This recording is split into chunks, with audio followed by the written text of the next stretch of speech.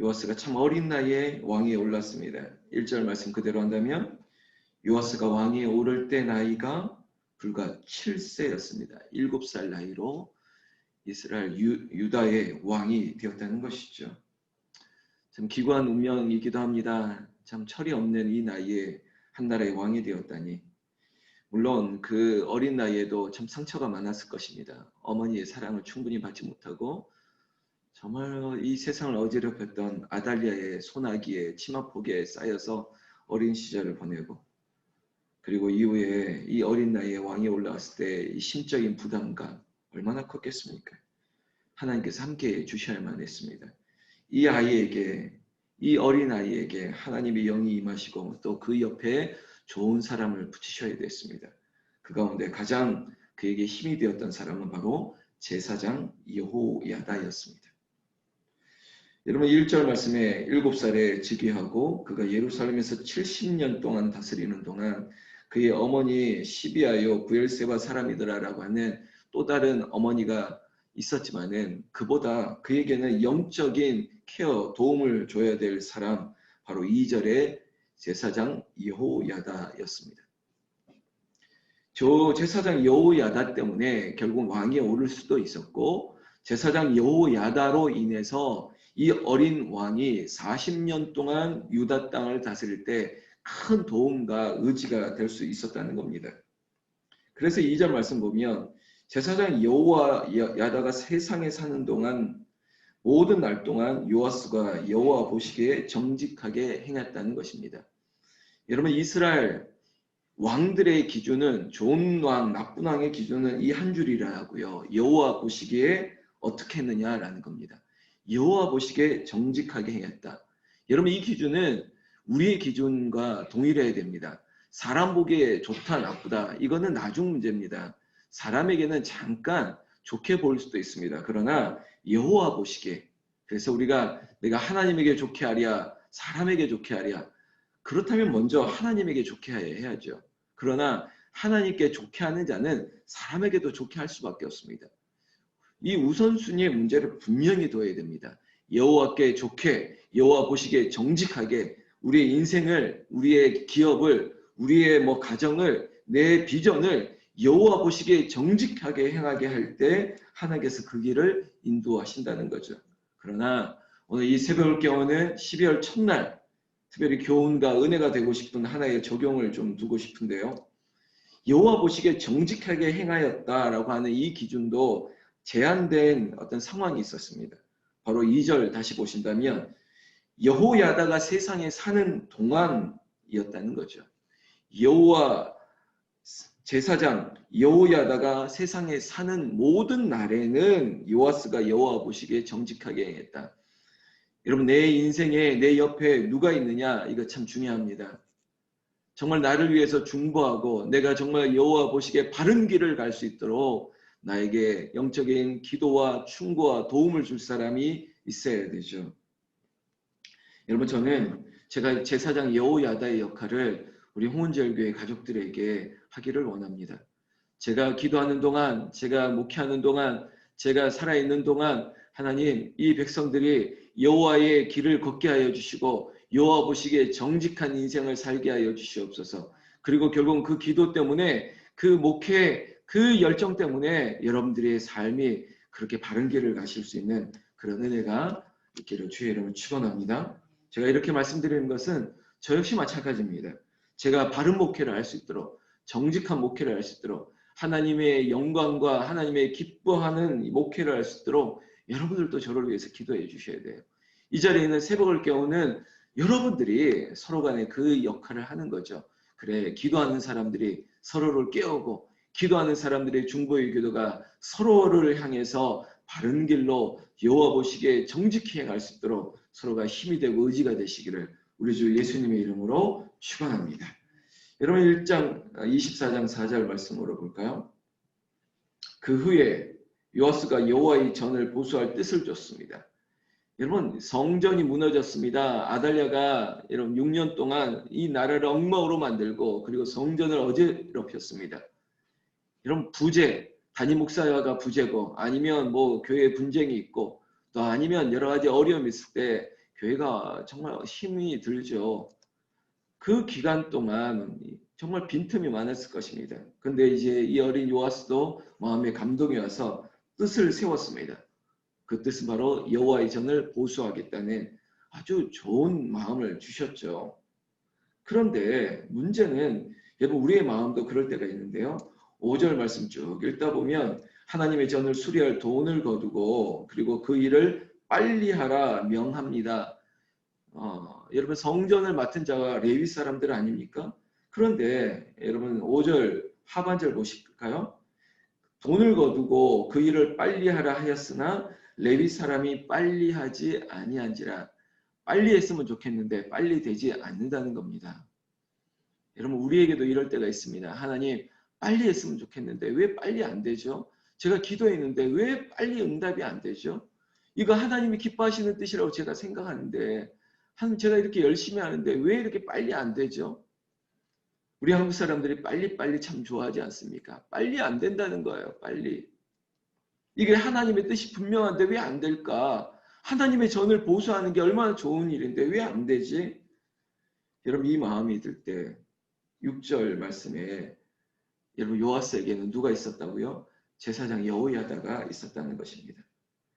그래서 마치 인생의 멘토처럼 또 신앙의 교훈을 받기 위해서 왕이 요아스가 제사장 여호야다를 불러 이야기합니다.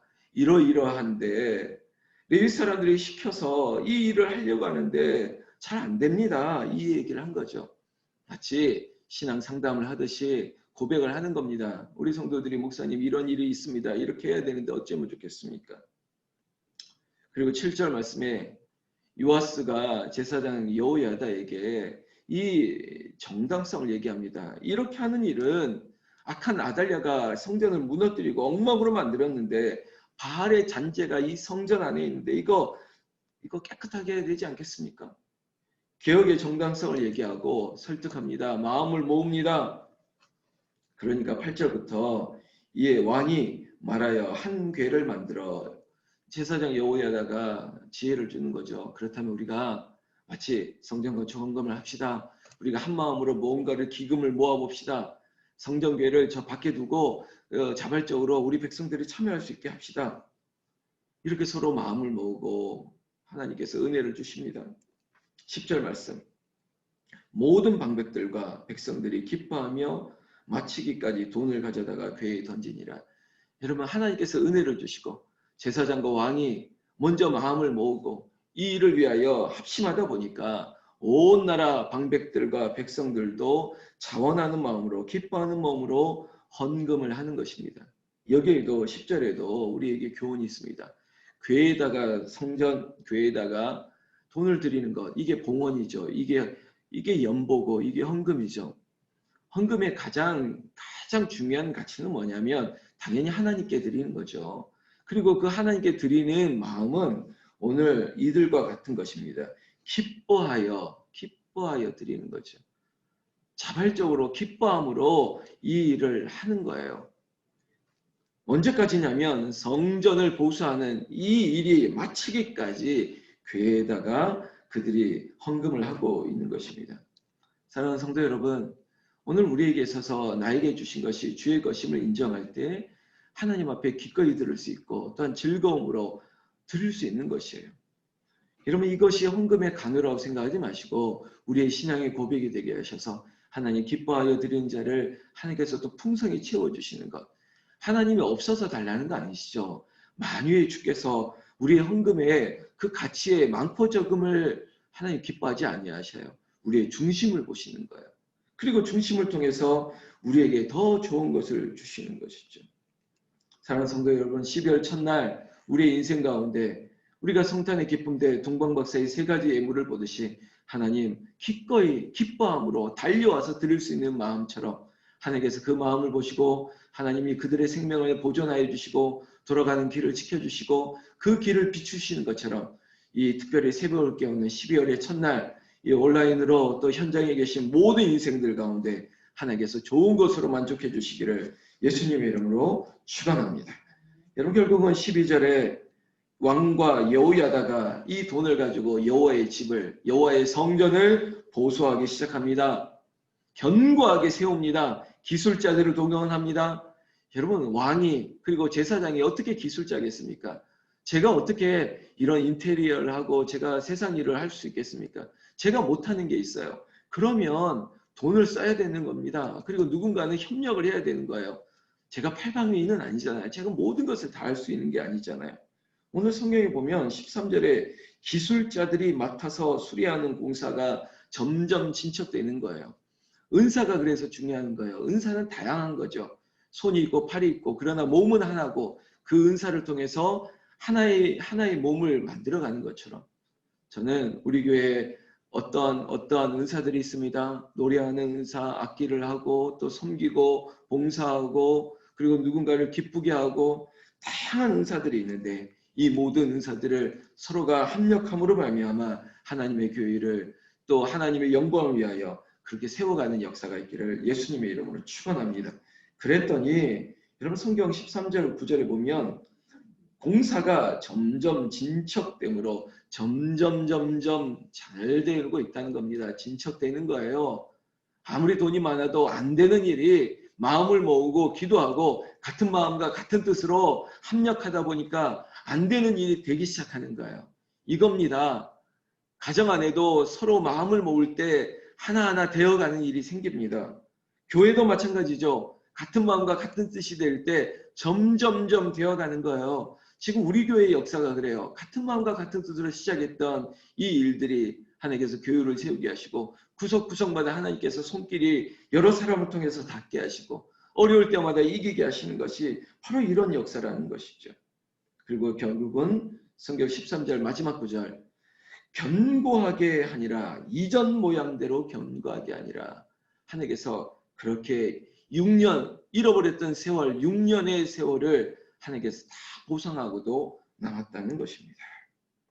14절 이렇게 처음에는 빨리 안 된다고 했던 일들 그리고 우리에게 가진 것이 없는다고 했던 일 그래서 이 돈으로 무엇을 할 수 있을까 했지만은 하나님께서 풍족하게 하셨지 않습니까? 왜? 14절 말씀 우리가 여기까지 모았지만 공사를 마쳤다는 거예요. 이거 없어서 이거 못하고 있었는데 하고 나도 남은 거예요. 14절 말씀 공사를 마친 후에 그 남은 돈을 여러분 저는 이 구절을 여러분들에게 그렇게 적용하고 싶어요. 하고도 남을 정도로 하나님께서 우리가 바라고자 했던 것보다 남을 정도로 내가 원했던 수준보다 뛰어넘을 정도로 내 수준은 여기까지인데 하나님께서 남을 정도로 하나님께서 부어주시길 원합니다. 우리 아이의 성적도 우리 아이의 미래도 내가 가지고 있는 한계도 내가 가지고 있는 은사도 내가 가지고 있는 가진 거 무엇 하나 없어도 하나님께서 그래도 마치 12바구니에 남은 것처럼 오병이어처럼 우리의 인생 가운데 쓰고도 남는 역사를 하나님께서 주시기를 예수님 이름으로 축원합니다. 여러분 마지막 구절에 여호야다 이야기가 등장합니다. 여호야다가 세상에 사는 모든 날에 여호와의 전에 항상 번제를 드렸더라. 여러분 내가 사는 날 동안 호흡이 있는 날 동안 예배를 드리는 거예요. 항상 번제를 드렸대요. 그냥 예배가 아니라 그냥 번제가 아니라 항상이에요. 항상 이래도 저래도 변함없이 우리의 인생 예배 항상 예배하는 인생 그런 인생 되기를 12월 첫날 함께 새벽을 깨우는 여러분들에게 쓰고도 남는 역사 하나님께서 풍성히 채워주시기를 우리 주 예수님의 이름으로 축원합니다. 기도하겠습니다. 하나님 아버지 감사